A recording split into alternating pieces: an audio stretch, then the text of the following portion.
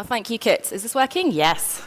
Hello, everyone. I'm so happy to be here with you. I heard of 7 and 7 already last year, but unfortunately my nomadic journey didn't take me to Thailand, but it did take me to Spain, so I'm really thrilled to be here with you this year, this week, and I'm honored to be opening the main stage days. So I'm hoping this talk is going to give you a kind of framework and a few different things to think about as you listen to the different talks over the coming days. So my name is Anna Lundberg. I call myself a success coach and a business strategist. So I help people basically figure out what it is they want to achieve in different areas of their lives and then work out how they're going to get that. And what I'm going to talk to you today about is success, and of course specifically in the context of being a digital nomad.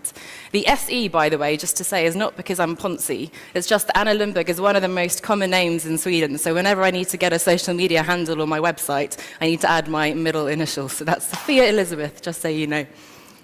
That's how you'll find me. So to talk to you about success, I want to go back to school, and at least I want to go back to my school. And this is me at 17, graduating from the American high school where I did the IB. And I recently rediscovered that, looking through my yearbook, I was voted to be most likely to succeed by my classmates. And I have no idea why they chose me, and I don't really know what they meant by success. If I think about it, I imagine it was because I did really well in school, I got good grades, I graduated valedictorian, which means that you had the highest grade point average in my year.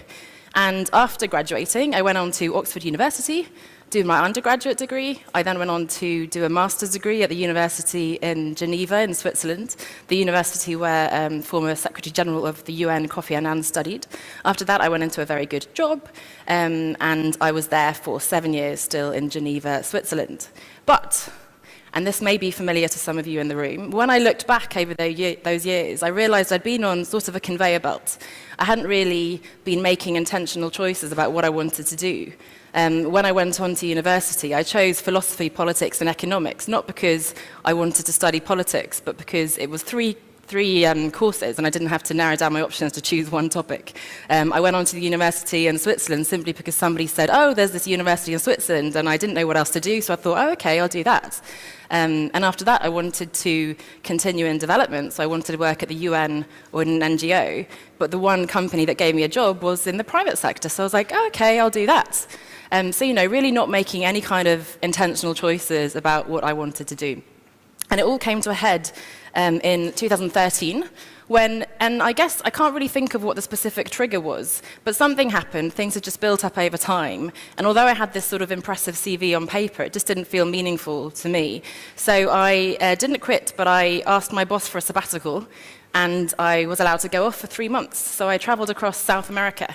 So that's me at Machu Picchu. I did the Inca Trail, I saw the Galapagos Islands, I did the Salar de Uyuni, all the things you're supposed to do. I sang Evita songs in Buenos Aires, and I had my iPhone stolen, I had an incident with a gun, and all sorts of other things. But as you can imagine, I also met the most incredible people, and people from all walks of life, as we do, of course, here. And getting out of that little bubble in Switzerland of people who'd followed a very similar path to me, I met people who had quit their jobs to travel indefinitely. I met people who had been made redundant. Some people were traveling for 6 months. People were traveling alone, people were traveling in couples, they were old, they were young. And it sort of just opened my perspective, I suppose, to all these different possibilities that I hadn't really considered before. So halfway through that trip, I called up my boss and I quit. I'd already packed up my things, hoping to get an exciting assignment in Singapore or New York or something, but nonetheless, I left Geneva and went back to London, where I'd been before. And initially, I sort of ended up consulting. So I did basically the same work that I'd been doing at that company, but independently for other companies. And again, sort of pretty successful, actually. I got some really big contracts with big companies, but working very hard. And in between those contracts, sort of 7 months, I think the longest was 9 months, working, the usual overtime and so on. I'd then go off traveling to Malaysia, to Japan, or whatever. But 2 years into that, I realized, hang on a second, I've just ended up doing the same thing that I was doing before, but without the health insurance, without the pension, without my wonderful colleagues and things. So I thought, that's not really why I quit my job. So to the extent that you can quit a job for yourself, I sort of quit that consulting job, and I tried to go completely location independent. So I certified to be a coach, initially just for my own personal development, but I loved it so much that I started coaching virtually by Skype. I started consulting startups and entrepreneurs so that I could do that a bit more virtually and remote. And, again, I was becoming nomadic. I was traveling the world with my business. And again, sort of on paper, that looked probably quite successful to my friends, and, I was having a fabulous time. But a few things during that time. And one was during that first trip in South America, actually, I missed the weddings of 3 of my really good friends.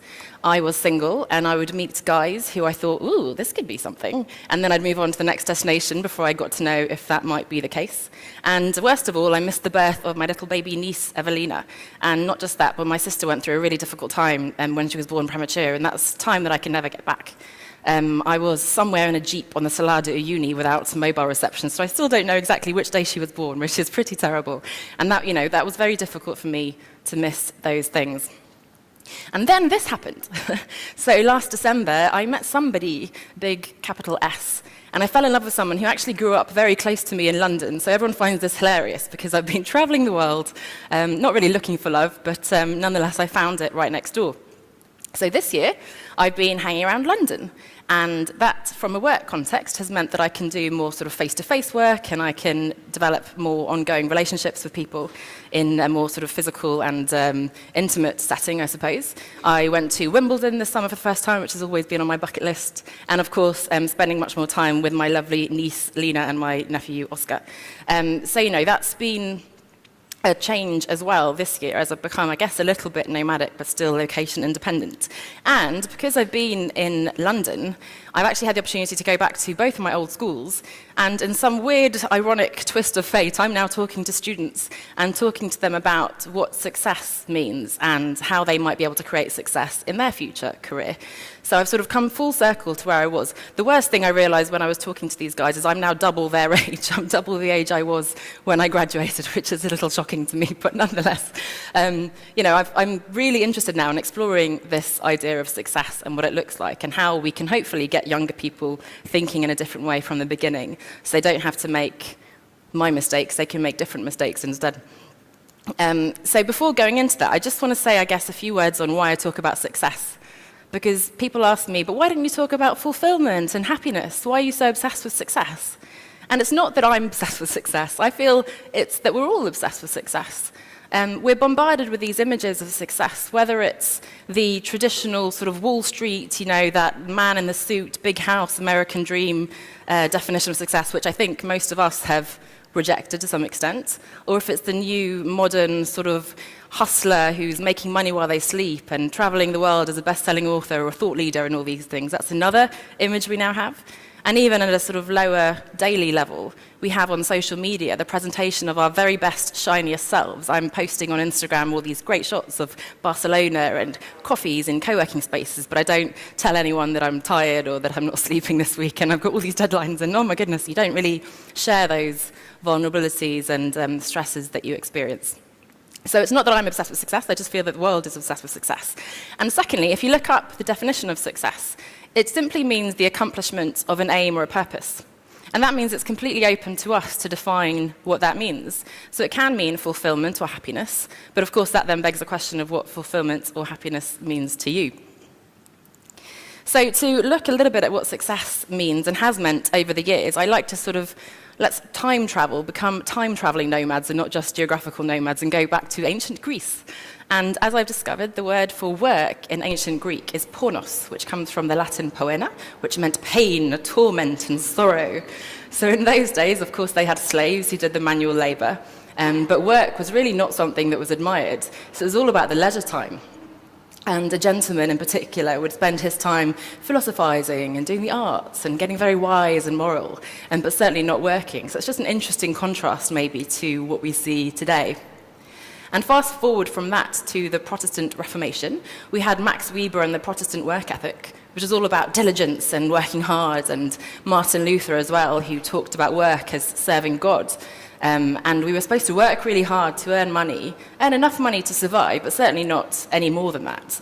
And we definitely shouldn't change career. So if our fathers were craftsmen, we should stick in that path and not dream of doing something else. So that was a huge change there. And then we have the Industrial Revolution. And this, I believe, is a picture from the Ford factory, whereas I'm sure you know they invented the production line. And here, of course, thanks to artificial lighting, we were able to work much longer hours.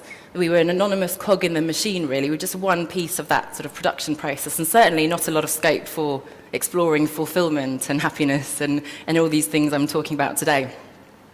And finally, perhaps, or not finally, but this is perhaps the most familiar image that we have of success. It's a very sort of white man, as I said, American dream, earning lots of money, having a stable job, having a partner, having children, and all these things that come with that. And let's be honest, probably for women, the image was something more like this for a lot of this time. So let's not forget that.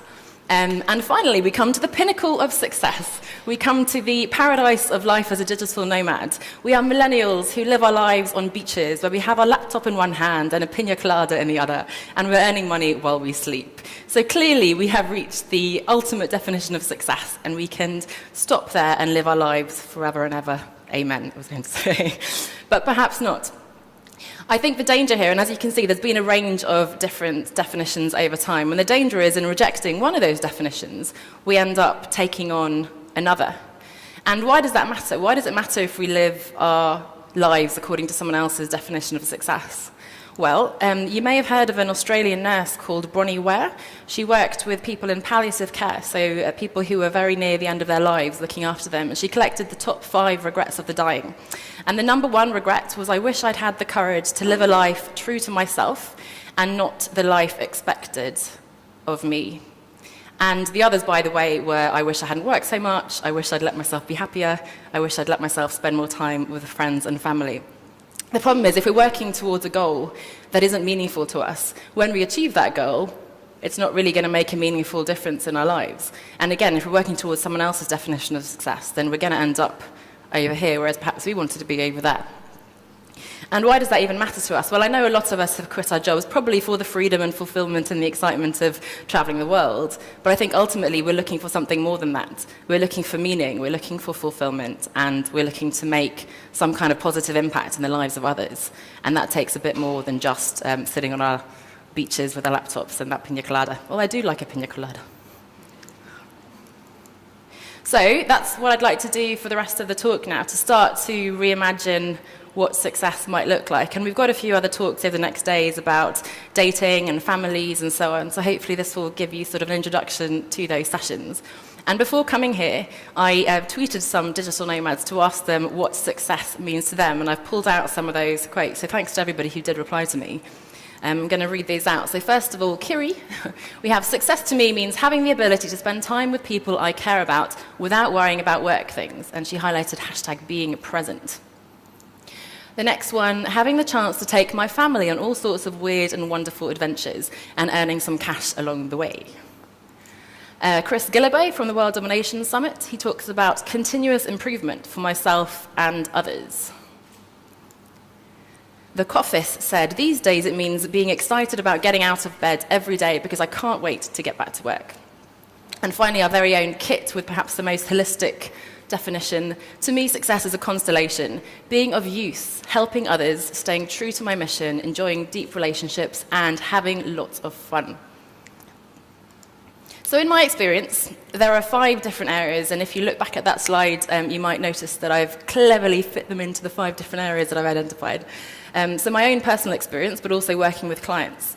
I believe there are 5 different areas in our lives that we should be considering beyond the traditional domain of work and career to really achieve that holistic definition of success. And I'm going to go through each of these in a minute individually. They are live, love, learn, lead, laugh. And I do love a bit of alliteration. So luckily I managed to fit those into 5 L's, very important. So the first one is live, so wellness and well-being. And as I'm sure you're all aware, when we travel on holiday, we can drink every day, we can eat and indulge in the local delicacies. We don't go to the gym because, hey, we're on holiday. Maybe not so much when we're traveling ongoing. When I was in South America, I wrote a blog post called Get Fat with Anna, the South American Backpacking Diet. Because I ate a lot of this, I ate a lot of carbs. Dulce de leche?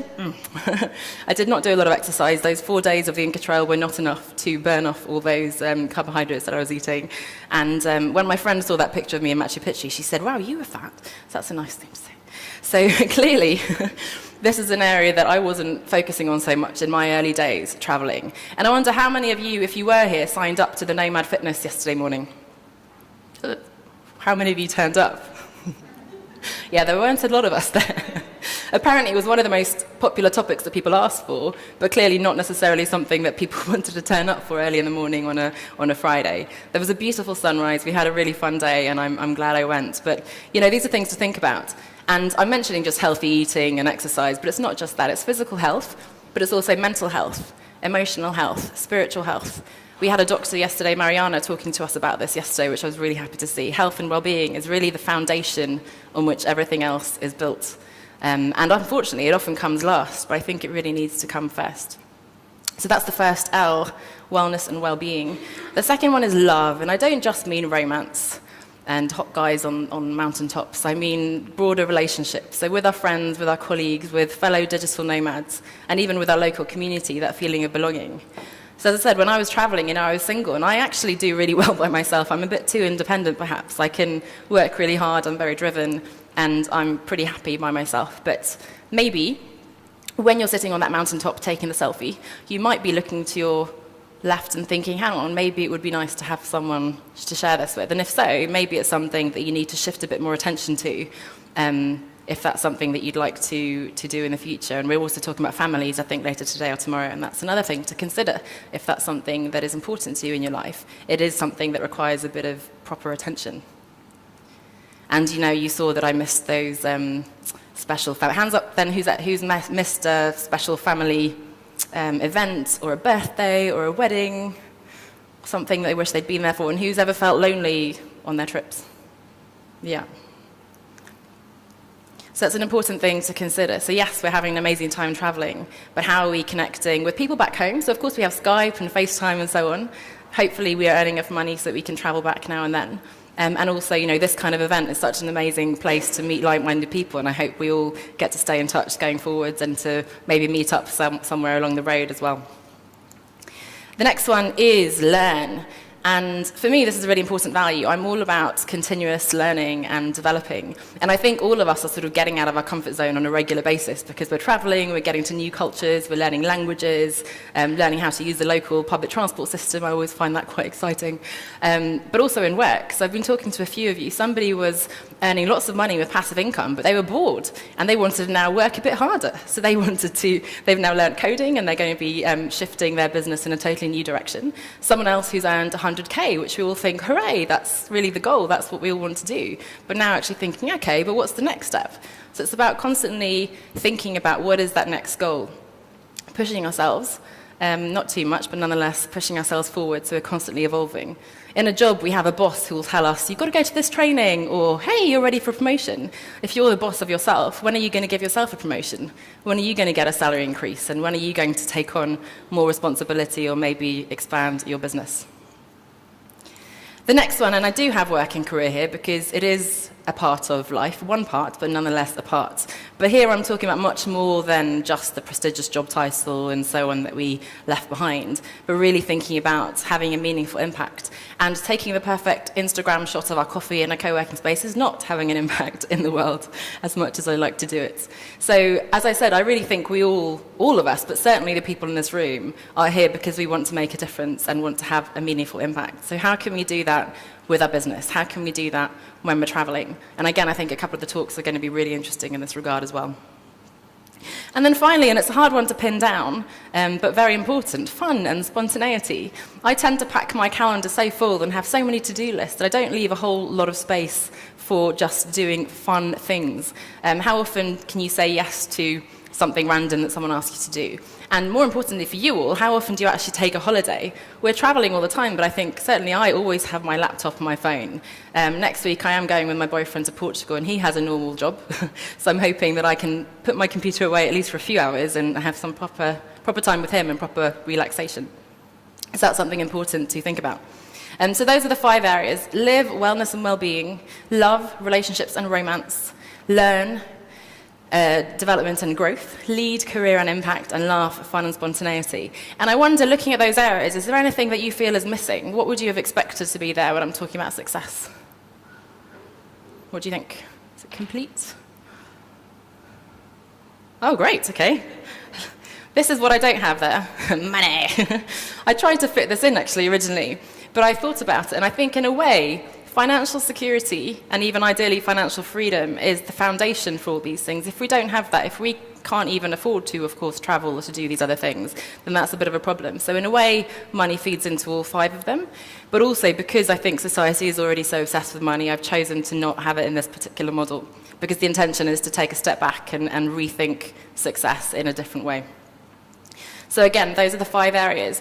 If, maybe this has sparked something, a quick little exercise you can do when you have a few minutes is just to sort of rank yourself from 1 to 10 in each of these areas and see, that's a 3 or a 4. Certainly for me a few years ago, romance was a 3 or a 4. It's not something I really thought about. I'd go around saying, oh, I'm independent, I don't need a man, all the good ones are taken, da-da-da. But I realised actually I would like to meet somebody, and that awareness is incredibly important. And then I focused on that area a bit more, went on a few more dates and so on. Now, health and well-being is a really important one for me, so that's why I'm going to the fitness.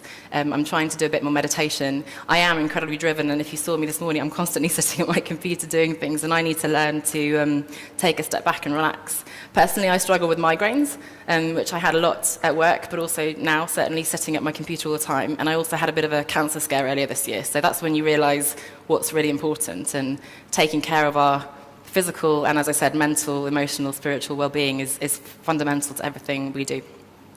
If you'd like to take it a step further and read a bit more about this, I did develop a little ebook. We all like to do content and ebooks, don't we? So if you can see the link, it's onestepaside.com/7and7 Barcelona. You do need to put your email so I can email it to you, but you can, of course, unsubscribe as soon as you've done that if you'd like to. But it's basically telling you a little bit more about these 5 different areas. And it's a quiz then with 10 questions on each area. So it's in a way, an audit of how you're doing in these areas. And I want to caveat all this with, this is not a scientific analysis. I don't want you to be too disappointed if you get a low score in some areas. And likewise, the goal is not necessarily to get a full 50 in all of them. So it's all about looking at where you are and seeing perhaps if there is a gap. So again, as I said, for me, romance was a bit of a gap, and I hadn't really thought about that. So I shifted my attention to that. Now with the health and well-being, okay, what can I do to change that? And it's certainly an ongoing process. So it's about balancing these different areas. I've spoken to someone just before the talk as well about that. There is no end goal except death, and I don't think we're sort of working towards death. So I think it's a constant evolution. Your goals will change. Your priorities will change.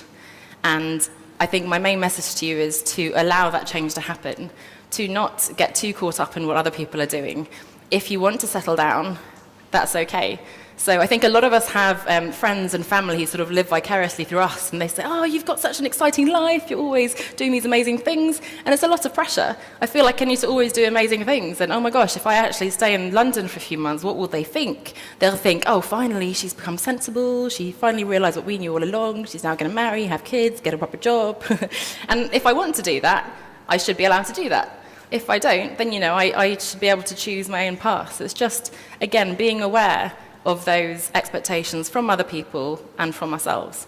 Again, going back to when I first quit my job, I got into this sort of adventure group, and you'll see I had that paddleboarding picture, and I love it. And I've been doing kayaking, and I went paddleboarding and canoeing down the Mississippi, but I got caught up in all this adventure tribe, and everyone in that group was, cycling backwards around the world through Antarctica or whatever, and that was their full-time job that they wanted to do. I don't want to be a professional adventurer, but I got caught up in that excitement, and I thought, oh, this is what I should be doing. And I thought, okay, no, that was a part of my journey, but that's not necessarily how I want to form my career and my life. And likewise, when I first quit, I think I went a little bit too hippie and freedom, money doesn't matter. And I turned my back on all my marketing experience and my branding and so on. And actually, that's really important, and bringing those skills with me to a career where I now use those skills, but also start to explore these areas that are more interesting to me. That's the balance that I'm trying to find. So it's, as I told you at the beginning, I told you a long story about my background, but just to show you the evolution that can happen and the different choices that you can make along the way. So that's basically what I wanted to tell you today. I don't want this to be one of those things you go, oh, that's interesting, and then never do anything with. So I always encourage people to take one step. So either if that's now, this has already triggered an idea for you that you want to do something in a particular area. It can be as small or as big as you want.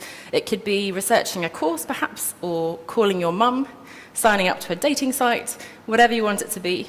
But I'd love you to identify one step that you can take today If you'd like, you can tweet me at Anna S. E. Lundberg, or you can just come and tell me in one of the breaks. And certainly after you've done the audit as well, it may become clear if there's something that you'd like to do. But that's my message for you. I'd love you to reconsider what success looks like in different areas, and I wish you every success, whatever that means to you. Thank you so much.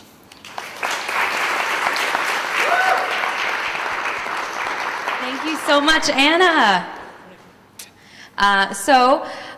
If you were here last year, you do know, but we do a Q&A with our speakers at the end of every session. So while we get set up with our microphone in the back, I'm going to ask the first question. I want you all to think about what questions you have for Anna. My question is, when you've made your goal, like you're like, I'm going to try to relax more often, maybe meditate every day, get rid of those migraines, and you get really off track. Not that I'm speaking from personal experience. Do you have like a strategy for kind of stepping back and getting back into it, getting back on track with your goals? Because I know like life gets so busy and we get really off course sometimes. Definitely. I think one of the problems is the black and white thinking, that we have this big goal and the vision of where we want our lives to be, and then we have where we are today. And taking that leap is just completely overwhelming. And it's just, you know, how can I go from being a little bit overweight, I've got migraines, I'm not doing this, I should meditate, I should do yoga every day, and I do these long lists. And that's... How did you know? I'm with you, kid. I have one of those lists too. So that's why I'm all about the one step. So I think, ironically, we think we need to be motivated in order to take action, but actually we need to take action to be motivated. So I give the example of cleaning. I'm not a big fan of cleaning. Hopefully most of us don't have houses, so we don't need to clean. But I can sit on the sofa watching Netflix thinking, oh, I really should clean, I need to get up, I need to clean. Or I can get up, do some cleaning. And usually what happens is, oh, it wasn't so bad. I actually feel quite good about it. You know, it feels more decluttered and light, and I quite enjoy cleaning. And I spend more time than I needed to. So, you know, it's really just, as I said, taking that one action, one step, and not putting pressure on yourself. Ultimately, I'm trying to become more compassionate with myself and more patient. And if you don't do it today, don't worry, do it tomorrow. Excellent. That makes me feel a lot better. So, anyone have any questions for Anna? Come on, yeah, there we go in the back, and then over here. Oh, there's a mic. Hi, is this on? Okay. Do you believe that people can be like a 10 in all areas? Like, where do people mostly fall on average? Well, that's a great question, and I don't think most people are, and I don't think we should be a 10. I think organically our lives are going to be sort of roller coasters, and by definition we can't focus on all 5 areas at once. So let's say we find that we're a 3 or a 4 in all 5 areas. I wouldn't recommend having a panic attack and thinking, yeah, I've got to do all these things on my list. It's just sort of staying present and thinking, okay, which of these things is the most important? And perhaps the health and well-being might be a really important area to start if that's, you know, a gap. Or again, if you're feeling lonely, I think those 2 areas of health and well-being and sort of community and belonging are really key as a foundation. So just work out somewhere to start. Again, as I said, things evolve, and it's not like we're all working towards the perfect 50, and when we get there, ta-da, the rest of our lives will stay there. Our priorities will change. And, you know, a couple of years ago, maybe I would have been happy being single and traveling the world by myself. Then I felt that I wanted to meet someone, and maybe now I do begin to think about having kids, which wasn't something I'd considered before. So the bar, in a way, changes. Does that answer your question? Yeah, thanks. Thank you. Thank you. I think we had a question over here. What do you do to take care of yourself and to tune out the sort of external input of like, well, you should be doing this or you should be doing that? It's a great question. I'll tell you when I find out. No, there are a few exercises you can do, sort of just taking a step back in general. If you are in any way familiar with coaching and so on, a lot of people talk about limiting beliefs and this kind of thing. And often you can sit down and just think, if you write, I should, or I need to, and then you can start questioning those. You can think, okay, where's that coming from?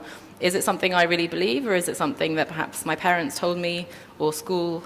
I went through all my old school books a while ago. My mum keeps everything. She's a complete hoarder, and which was great. And I had all my exercise books, and the teachers in red pen wrote, "Good girl, Anna. You know, great, gold star, da da da." But the negative stuff, it's too messy, Anna. You didn't get it right the first time. Too many mistakes. You're not allowed to rub out. You should use a ruler. And all these messages have been sort of ingrained in my head to be the good girl, to get the right answer, to do as I'm told. And it's taken me a long time to strip that off. So that's one thing, to sort of break down the beliefs.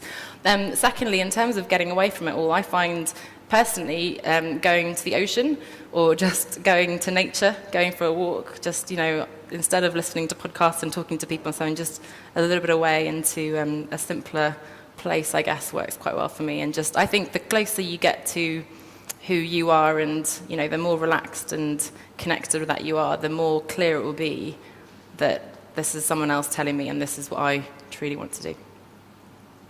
All right. Thank you guys so much. If you have more questions, you can definitely find Anna during the lunch breaks or the breakout session. She's going to be around. So let's give her a big round of applause. Thank you so much. Thank you so much, Anna.